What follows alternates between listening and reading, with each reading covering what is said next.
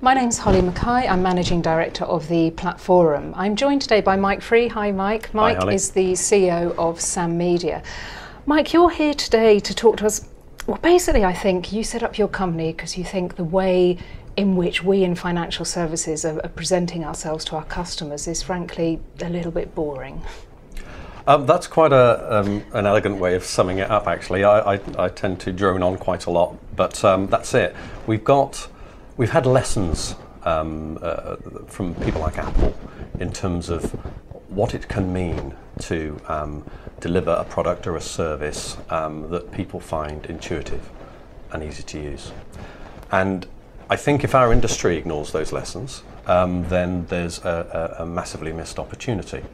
Now, our industry as a whole isn't missing those lessons because we're already getting entrants into the industry that are starting to bring in very elegant interfaces that make life easier if people want to engage with their finances online. Can I ask you for some examples then? I mean, is there anyone you think is doing a really good job? Well, yeah, you've got Personal Capital in the US, but in the UK now you've got Nutmeg.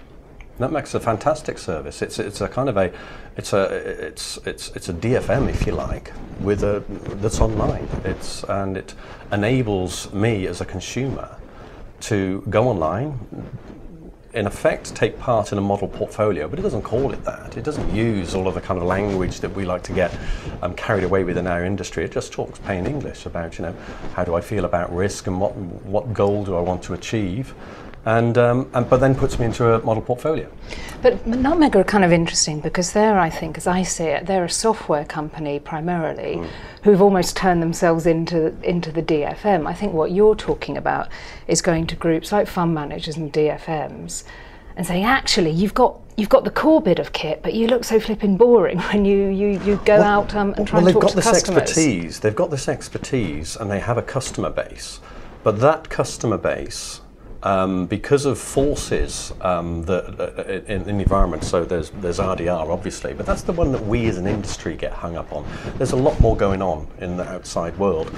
You've got the state of the economy, and you've got these incoming online services. So you've got technology, and all of these three forces are and will change behaviour. But do you think, Mike, I mean, people like to talk about, it's a well-known side effect of RDR and changes to technology that I think people are moving more away from the advice space to a direct space. But I'd like £1 for every time someone said to me, oh, Google are going to come in and take over the world and all these, Tesco's. And do you think these brands are the ones to do it? Or do you think actually in the financial services space, it's just too much of a challenge for them to get there? Do you think it could be the financial services brands that do that, but they just need to reinvent the way they're doing it? Well, Hargreaves made a business, a hugely successful business, by starting from brand. They're not Tesco's. So I guess this is what Sammedia is trying to say. There is an opportunity now, there's a window now for our industry to step up and keep pace with where consumers, where demand will be travelling. But Mike, and if we don't, yes, the Tesco's will move in eventually. You're not the first to say this. I'm not the first to say it. It's not like we're sitting here going, we've had this revolutionary idea. If it's kind of that simple, then why haven't groups done this? Why aren't more of the platforms better looking online? Why don't more of the direct platforms have this sort of Apple-esque technology you guys have tried to deliver? What's the barrier there? Is it because there's a reticence to pay for it? Is it because people aren't convinced about the benefits? Or do you think everyone's just been too busy keeping the regulator happy? I think there's an element of all three of those, to be honest with you, Holly. I think there's certainly an element of what we get. We do a bit of navel gazing in our industry, so we're very focused on our issues and our problems. And well, there we go. I think there's a diminishing perception that our customers want sophistication. Well, actually, no. Anybody you talk to actually wants their life to be simpler. So I think that perception of, so we want to be able to give lots and lots of data, lots and lots of information, lots and lots of reports, because that's what our customers want. No, I think that's what our industry thought they wanted, and perhaps in the past they had no choice. So, but now they're seeing alternatives, and then that alternative might initially be coming through the consumer product side of things, an iPhone, an iPod, whatever it is, and they start seeing how things can be. And that starts leading you to questions of, well, hang on, if this part of my life has suddenly become simpler, why is this element of my life so complex? And it is so complex, I actually don't want to deal with it terribly often. So, you know, I think it has been an element of all three of those factors, and I think the question of, you know, will people expect sophistication and our customers want sophistication was certainly quite prevalent when I was talking to firms even 2 or 3 years ago. That is diminishing. There is a kind of, people are starting to get now, we want an elegant interface. But it's not just about pretty interfaces. It's not just about having a pretty pie chart. I think it's about, what we're very passionate about is delivering simplicity and convenience. So as you know, what we do at Sammedia is we aggregate, not just tomorrow money, which is what our industry is about and is what our industry focuses in, but today's money, so your bank accounts and all that kind of stuff. So we put all of that together for no reason other than that's what I want. I would want to go to one place and have everything rather than go to 10 places.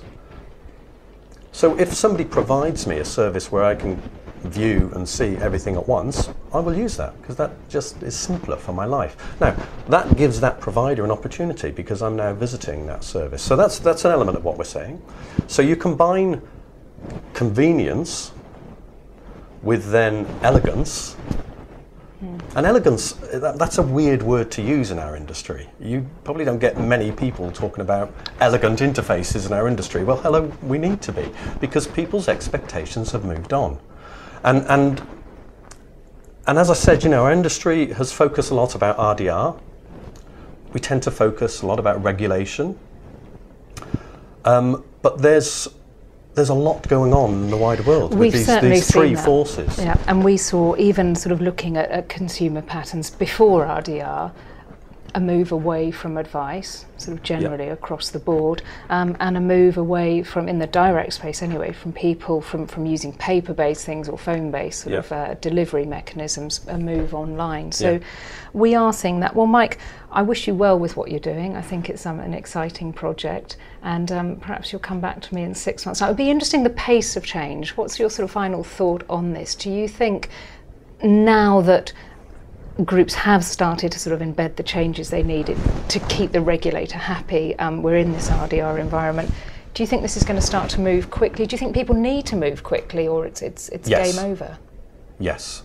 And I guess this is the message we try to, this is the conversation we try to have with people. So we're talking to a number of people at the moment, and one of the conversations we're having is with DFMs, because we see there has been a particular opportunity with DFMs. So DFMs have, if you like, two customers. They've got their intermediary that introduces the investor, and then there's the investor. Well, everything we've just talked about, the one customer, the RFA, is looking as a result of RDR to say, look, how can I demonstrate a service to a wider gamut of my customer base? And the customers are saying, well, we're kind of expecting more now. You know, the question of value for money, because of the economy, has a higher priority today than perhaps it had 3 or 4 years ago. When people are paying overtly for these services moving forward. So we think, you know, technology can enable cost-effective change and enable perhaps a DFM, for example, to provide a service to a much wider gamut of customer base, which helps their customers, the RFAs.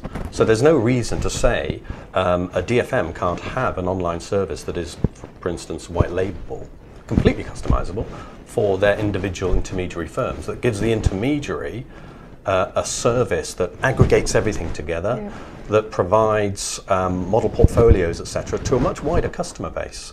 And now that intermediary and the DFM are able to, in effect, compete with someone like Nutmeg. Because the Nutmegs of this world, and there will be more, are today driving people's expectations of what they can get. from a financial services from a financial provider. services company, yeah. Well, it's a challenge you've laid down. I think it's a timely challenge. Let's see what the industry response is over the next 6 to 12 months. But Mike, thanks for chatting to me today. It's a pleasure. Cheerio. Thanks, Ali. Bye-bye.